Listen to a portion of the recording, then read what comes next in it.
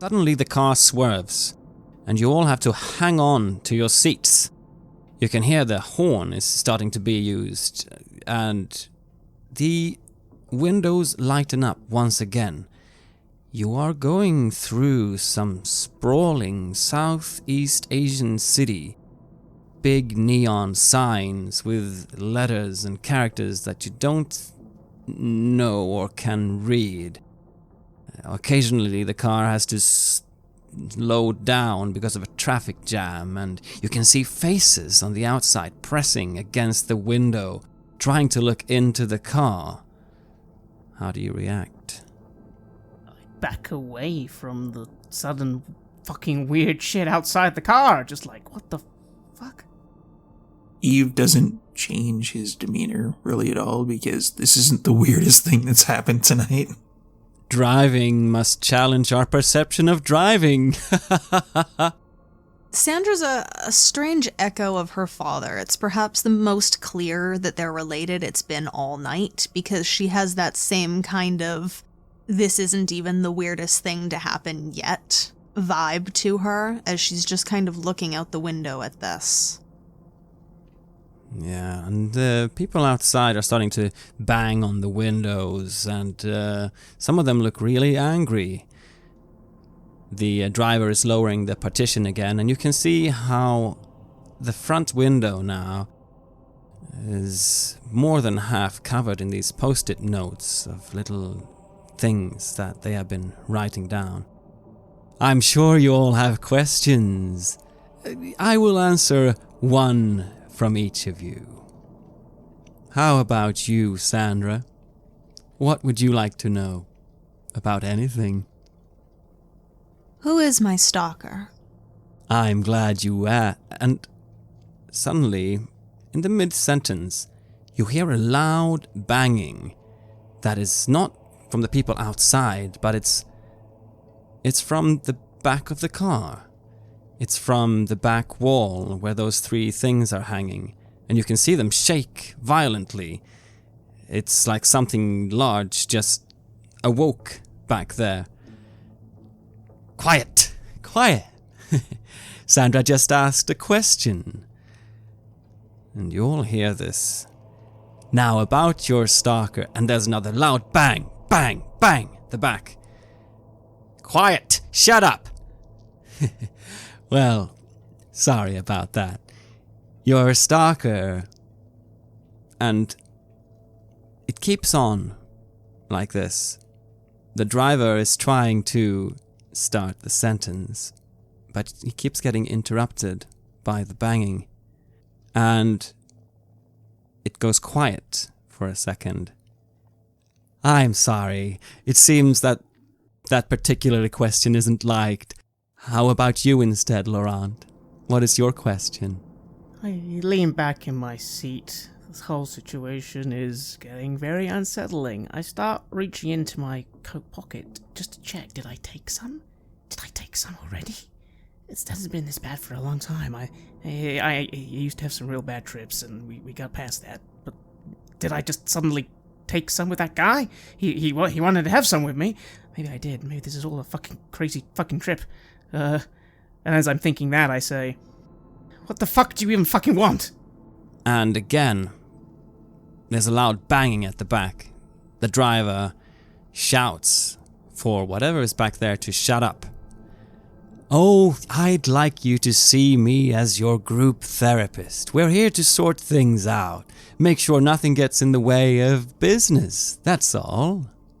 Oh, really? Oh, great. How about you drop us fucking off, you take Sandra home, you take Mr. St. Clair wherever he wants to go, and then you let me punch you in the face a few times, and then you can go, and then we fucking all, this little fucking, whatever the fuck this is all about, is done. Bang, bang, bang. I'm sorry, that's not the way it goes. First we must resolve your little conflicts. Now, Bishop, did you have any questions for me? Who's the blackmailer? The driver again and again tries to answer your question, but is over and over being interrupted by this banging from the back of the limousine. They step on the gas as the traffic jam eases up. Traffic starts going again, while the driver is yelling at whatever is on the back. Well, since you are not choosing to sort out your troubles, I thought, why don't we go and see Loretta? She lives in that beautiful mansion up in the hills. See in the distance? Sandra, you remember that place, right? Was it Horny Home Invasion that was shot up there? Yes, but I think you know that. Yes, I do. Loretta invited you all in for the weekend, and it turned into a movie. How creative. I, myself, think the erotic thriller genre ought to have died after Basic Instinct, but still. Porn to challenge the notion of porn and all that. Was it then that Loretta asked for that lock of hair from you? Yes, after we'd wrapped, we were all celebrating, and that's when she asked me. And how do you react to that, Laurent? I say, well, Loretta, this is all something to do with Loretta. Fine, fuck, okay, just fucking take us to Loretta then, and this can all be sorted out. I'm gonna tell her this is a fucking sick, this has been a joke. I get it, it's all been a fucking joke. Okay, I get it now. What a sick joke. What a fucking weird sick joke. And I am explaining this to myself, thinking, yes, I definitely took something. That's why, like, half of this is real and half of it isn't. And it will all be sorted soon.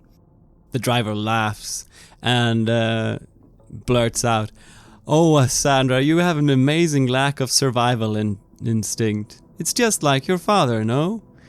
But Laurent, you were also there that time in Horny Home Invasion. You've been up to the mansion a lot, haven't you?" Yeah, sure. I think I remember that one, yeah. Loretta sure knows how to party. I've seen your pictures from up there. Yeah, no, she, some stuff that she's into is a little much, but again, like I said, you gotta embrace all of it sometimes, because you can't change it if you don't. I was a nobody. I kind of still am. I'm getting there soon. It's getting much better, but, you know, Loretta, you need someone like Loretta. I get it. It's all Loretta's plan, this. Great, okay, yeah, Loretta is amazing. And, yeah, I do believe her, so if this was a test or something, it's a bit weird, but I get it. Okay. Bishop, you sure have read all about it. Your search history suggests an almost unhealthy interest in Loretta's parties. How about finally getting to experience one? I would prefer not. And he's kind of still a little bit deflated.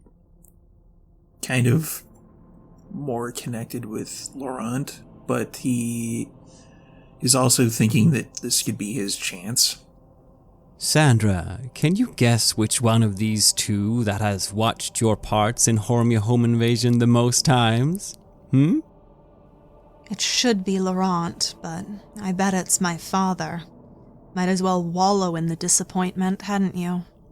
Wait, what? Really? Eve, that's a little...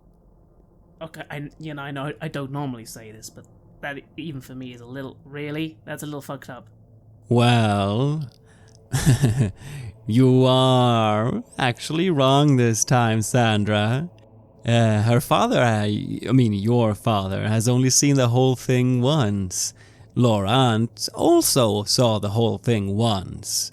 And then he rewound it back and saw the parts with you getting killed by the power drill over 200 times. You're a sick boy, Laurent. Way to take that out of fucking context. It's a great shot. She's great at it. What do you do, Laurent? You're being so exposed now, so let's have a roll to see if you can keep it together, because you just want to wrap your hands around the throat of this driver. I certainly do. It's true, I have, but again, he's not the fucking drill part. Is because just that scene, just before it happens, she glows in that scene. It's incredible. But this fucker, oh my god, this motherfucker. Let's see how I roll. 15. You are being exposed and embarrassed in front of Sandra. But what do you do, and how do you think to keep yourself together. I take in a deep breath, and I realize, you know what, at this point, just what I'm saying is just making it worse, so just tell the truth. Tell the truth. And I'll say, he's right. I've watched that film a lot. Because you are incredible in it. No, not you dying. I mean, it makes sense in the fucking story, right? But if I could change the script. You'd rise from that. You'd rise from all that shit that killer put you through, and you would just dominate everything, Sandra, because you're amazing. So yeah, I have watched it, but it's because you're incredible, Sandra. You're just absolutely incredible. And so that's all I can say, because he can say, oh yeah, I love seeing... You know what? I fucking hate the horror erotica half the time. You know what I hate the most about it? People fucking die. That's not sexy. It's never been sexy. It isn't. It's yeah, I get the danger, the risk of danger, but actual fucking death, fuck that. Shit. Let me guess, Mr. Driver, it's your favorite part of the fucking film. How do you react to what he's saying, Sandra? It's unfortunately reminding me just a little too much of that first note I got from the stalker who had so much love to give. And I'm taking a sidelong glance at Eve, wanting to see if he's sort of on the same page as me. Yeah, Eve. If this is true, Laurent is not denying it. But if he's watched that bit over 200 times, what does that mean? And what are you going to think about this man? He is definitely keeping an eye on that drill, but now he thinks he may be changing targets. And is that something you're seriously considering? Oh yeah. He's been seriously considering it since the driver was the target earlier. To actually kill Laurent and be done with that bit of you, not risking it being exposed. Yeah. Roll a reflexes roll. That's an 11 and then +1, so that's 12. There's an enormous crash. A loud bang as suddenly the limo shakes and the back compartment where the three things are held just bursts open, and a long, inhumane arm with a hand stretches out and grasps towards the bishop. It's pale, and you hear a shrill voice screaming, "I want to be loved!" and is thrashing about, just narrowly missing you, Eve, grabbing a hold of your leg just at the bottom of it. Let's all roll to keep it together, I think, as this happens. That's a 10. 2. 11. Right, very good. So, for Laurent and for the bishop, you get to choose here what happens as suddenly this all comes apart and you're being violently attacked by something that looks on the verge of being demonic and out of this world. The objects are being scattered across the floor. You see the big container of liquid is rolling there, the power drill falls down, and the leash with the collar also gets flung across the floor. I'm gonna pick angry for that. Alright, then reduce your stability with -1. And how do you become angry? What fuels that? This is the essential personification of the rumor of somebody selling their soul, etc., etc. And it's just like, he's angry that it was right. And he's angry that this thing is going to be, that it's attacking him and grabbing his leg. So he's gonna grab the bottle, if that's the closest one to him. The closest one to you is the collar. You see it flung now, and you see that the name Loretta is shown in rhinestones. A clear connection to you if it wasn't obvious before. But before you choose what to do next, let's see how the rest of you react at this madness that erupts. Let's go to Laurent.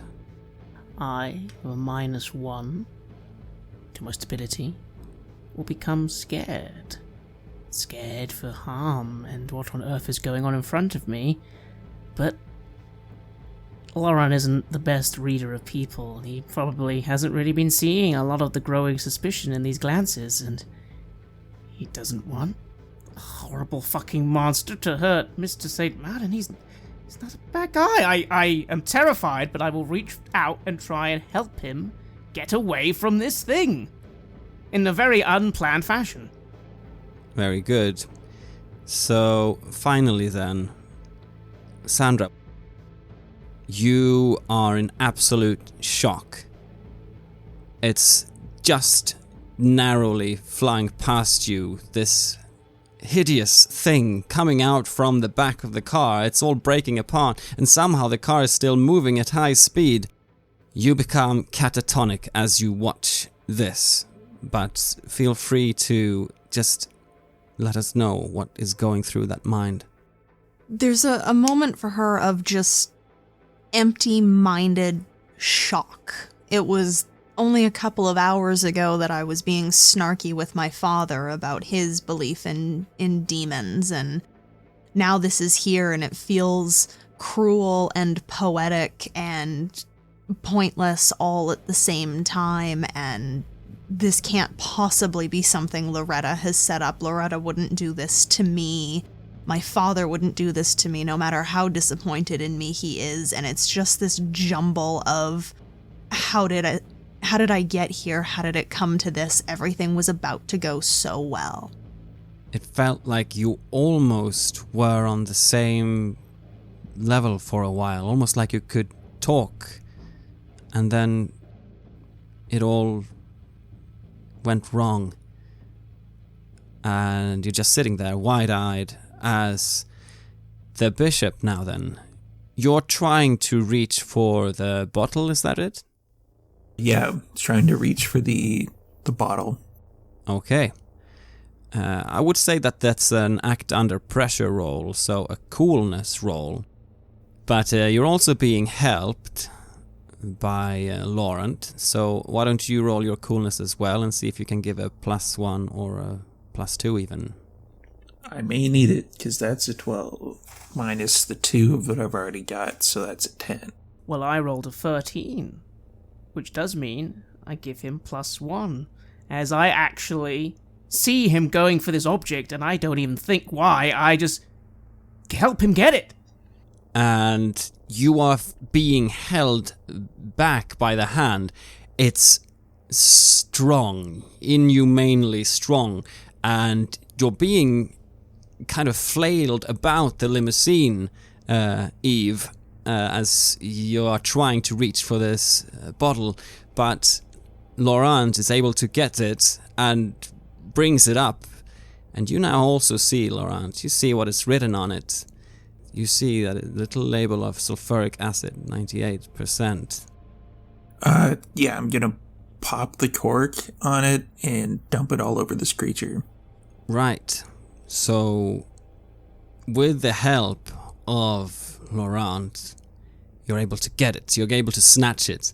All the while, this thing is thrashing, and you hear this voice from the back crying out, "I just want to be close to you. I just want to feel your love."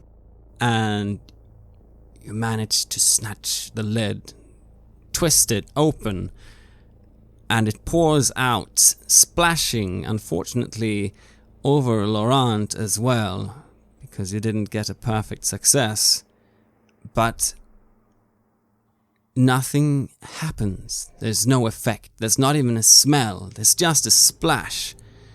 And the glass canister, if anything, the hand slips a bit and loses the hold of your leg from the slipperiness, which also gets on you. You both are a bit splashed by this, but you don't feel anything immediate. How do you react to it as the hand now loses its grip? What do you do next, Laurent? I read the label. Fuck, I need to get it off me, quickly! I try to get liquid off at least skin, because acid is acid, right? Fuck! And how do you do this? Probably trying to, brush it out on the car seat or quickly get my jacket off and get it off me somehow. Right, there's a panic and a scramble as you try to do this. And what do you do, Bishop, as this happens? You see that some has splashed on him, and you also see that some is on your leg, and where the thing has tore off a bit of your trousers. The bishop is kind of probably single-minded right now, because this seems to be like a personification of the thing he's trying to take down, so he's just dumping as much of it out as he can on this creature. Yeah, don't care where it splashes or if it hits you. This is what you came here to do. You're here to conquer this evil. And it thrashes sideways, and it goes straight for the catatonic Sandra as it tries to dash away from the liquid. Sandra, since you are right now frozen, you are not able to roll a reflex roll. Instead, I would like you to roll a fortitude roll to endure injury as this hand flails towards you. 10. So, let's see now.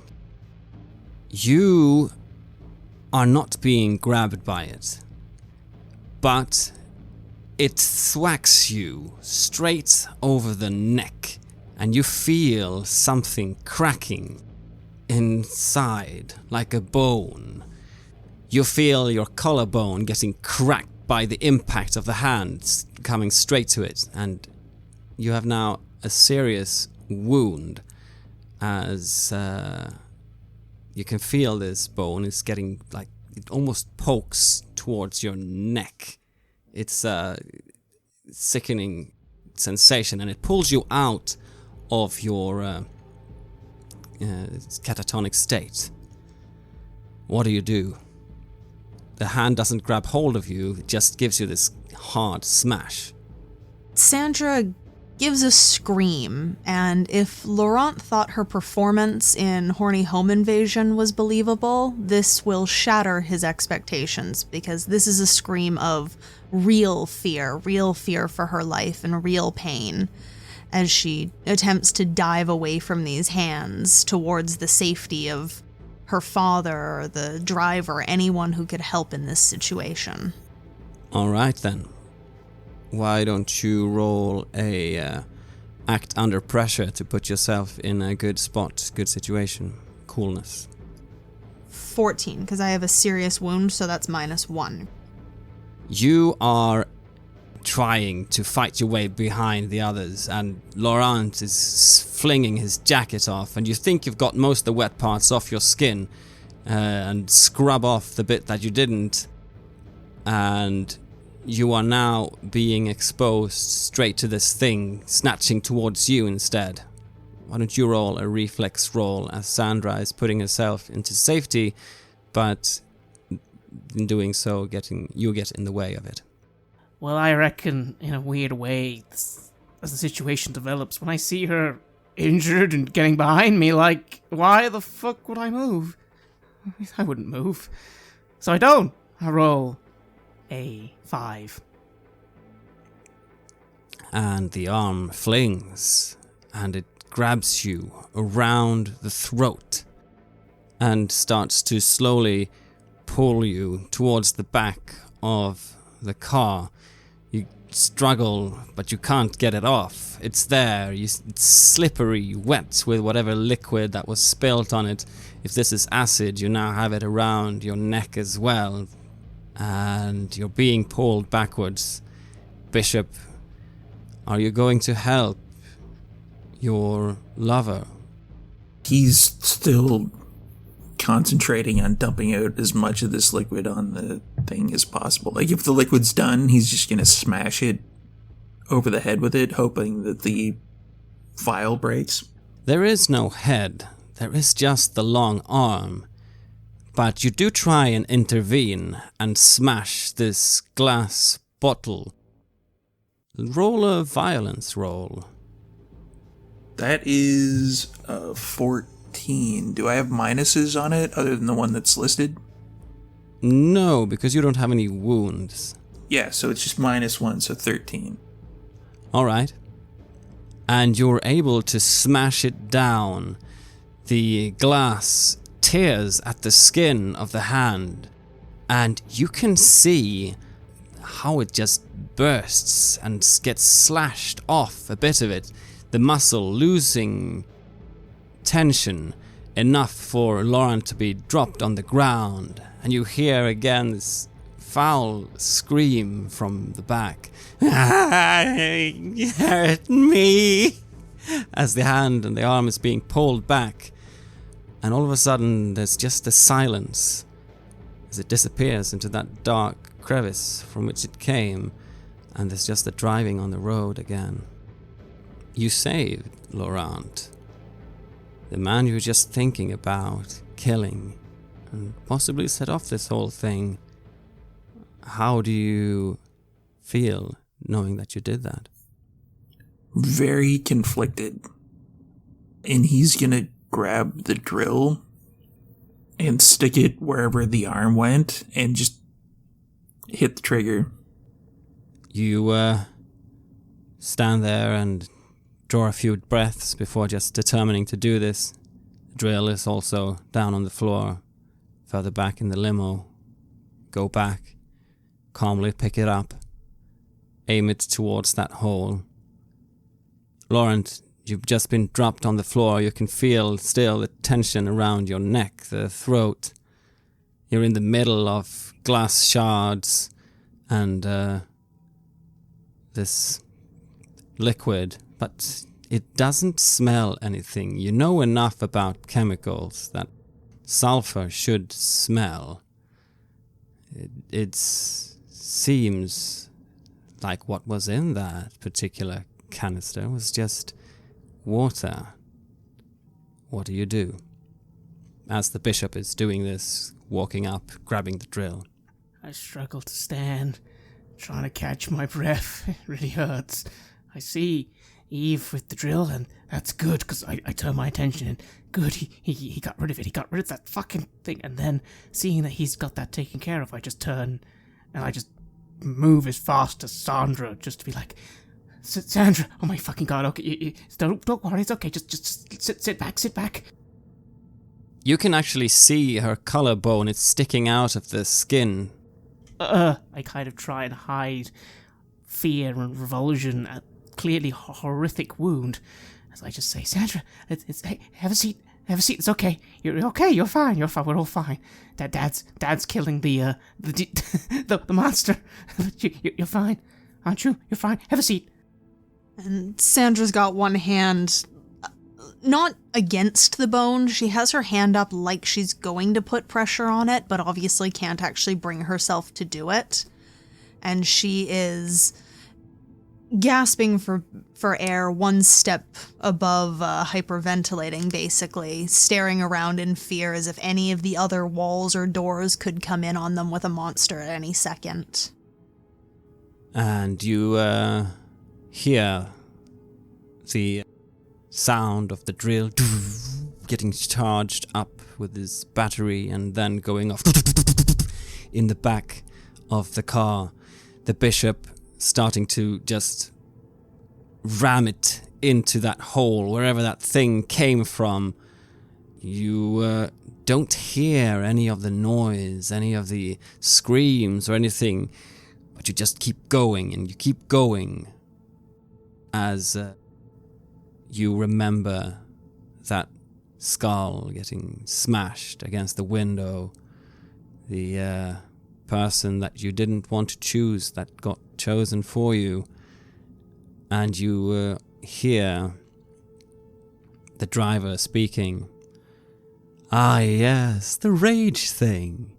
The rage thing might just be each of your worst nightmares. The dirty priest from when Laurent was a kid, Sandra's mother, to whom she was never good enough. Or perhaps Morgana the monster. Perhaps she also worships Gamaliel in secret. And it's booming throughout the limousine, together with the sound of the power drill and your frustration over the situation just being channeled into that bishop as you go. And you get a chance to try and at least stop any kind of bleeding here, Laurent. And you can see it's a pretty bad wound. She probably needs to be taken to a hospital. Yeah, definitely. They need to get that bone back in where it belongs, but it's not like there's an excessive pumping of blood or anything. It's not critical. And outside, there is no city anymore, just ruins. The car is moving slightly uphill, past cacti, past a man digging a hole in the ground in the darkness. The windows open slightly, and you can hear the sound of crickets. Anyhow, Loretta, one of you has sworn to serve her. Sandra, you know that this is you. You signed the papers. You gave away the lock of hair. One of you has vowed to sacrifice to her. Laurent, you might not realize this yet, but you feel that this is aimed towards you. And one of you has sworn to save a soul from her. And you surmise at this, Bishop, as the battery starts to run out of the drill, that this might be you. Someone needs to be saved.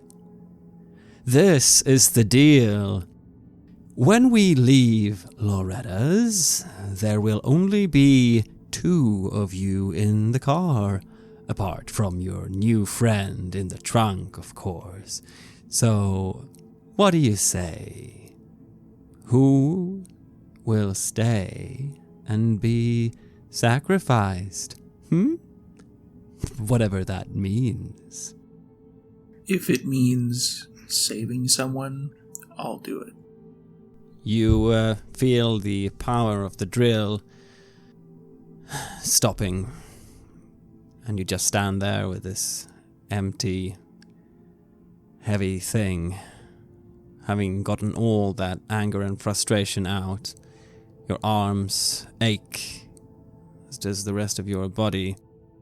There's a kind of a buzz between adrenaline and the alcohol as you say this to the others. How do you react to this, Sandra? Sandra looks like she wants to argue, glancing back and forth between Laurent and her father. But there's one clear thing in her expression, and it's that she plans to be one of the people in this car on the way out. I pause and I say, you're talking quite quickly there, Eve, but wait, hang on. You said 2 people go, but 1 person is saved. Is that like a fucking trick question or something? Is it like actually no one's saved or something? Do I look like Loretta? I don't know what's going to happen to that person who stays.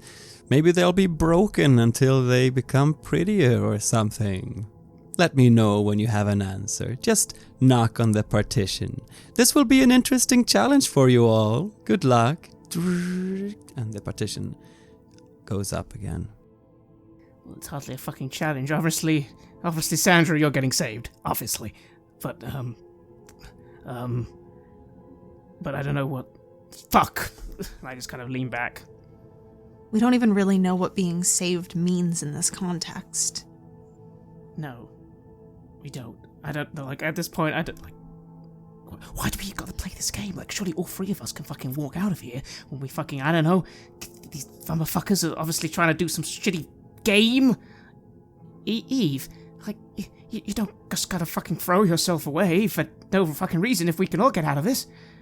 I love you both. I'm staying. kind of try and say something, but I find it hard to say anything either. Of course, whatever happens, Sandra lives. That just has to happen, but I don't necessarily want to die, but I don't want Eve to die either. He wasn't... He didn't deserve that. There's so many other people who did, but he didn't. No. And now that he's in such a high position, maybe he could make a change. Instead of having the corruption that has been within the church, what if you together could come out and be the change in the world? Or you could help him become that. Goes through your mind as the crackling starts on the intercom and the driver speaks up. Well, have you decided yet? The rage thing is upset. And you can hear suddenly again this slow kind of quiver from the back of the car.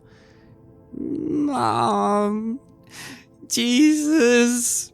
And slowly the seat start to shake where you're sitting on. I was thinking about unleashing the rage thing in the back of the limo again. If you're not deciding, of course. Both arms this time. You see, it wants to cuddle. You fucking son of a bitch. I wish I could sacrifice you, but fine. When we're making a choice, I think... Sandra, you can't be alright with your dad doing it, can you? I don't know. I don't want it to be me, but... Who would you choose?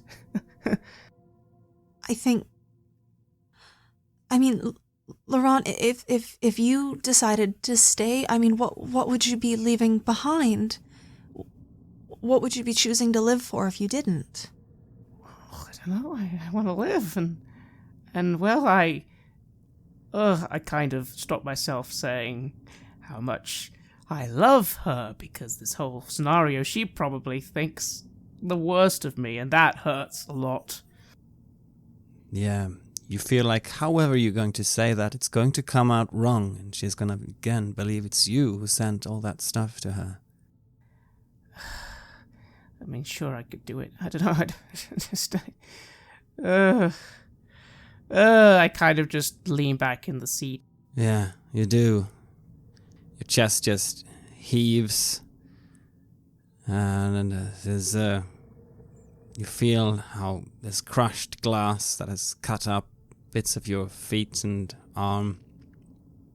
Oh, never mind. There's a crackling again on the intercom. I have a new idea. Why don't you all vote who to sacrifice? Vote in secrecy.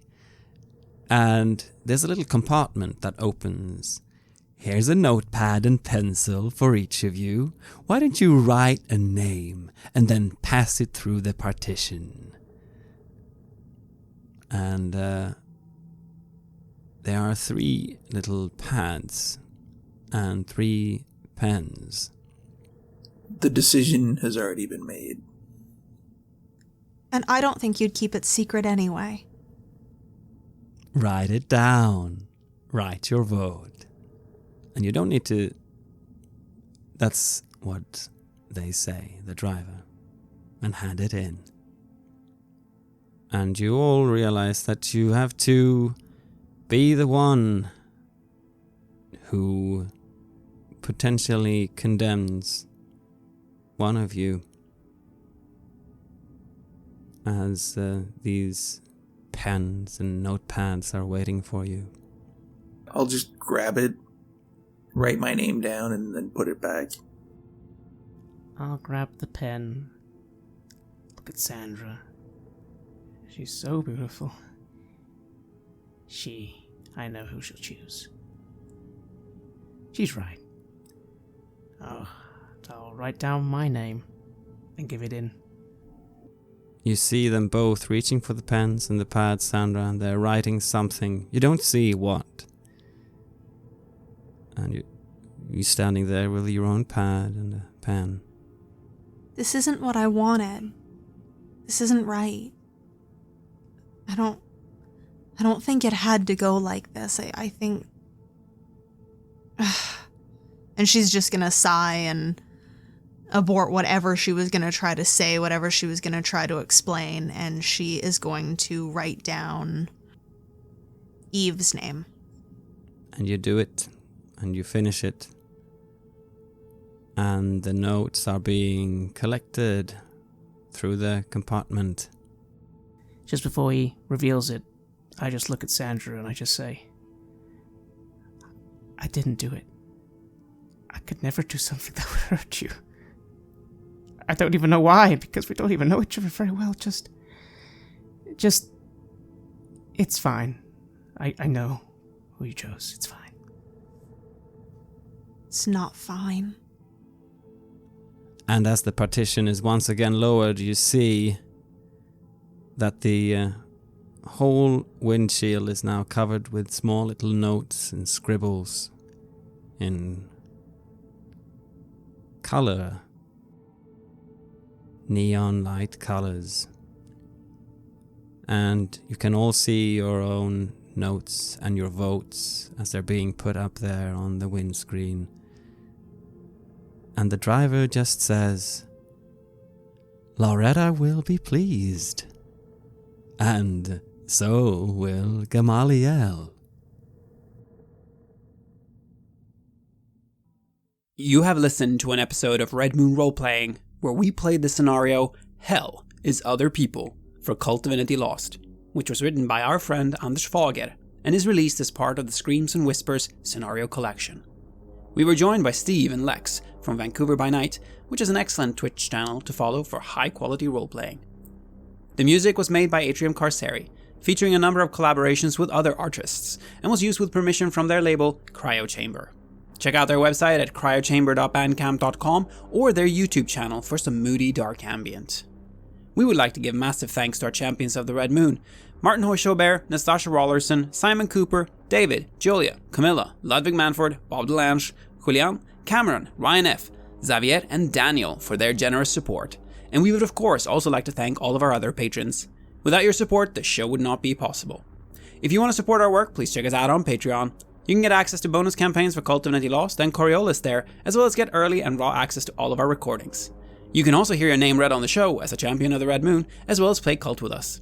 Most importantly, that support is what keeps the show going, so do check us out there. Thank you again for listening. And remember, death is only the beginning.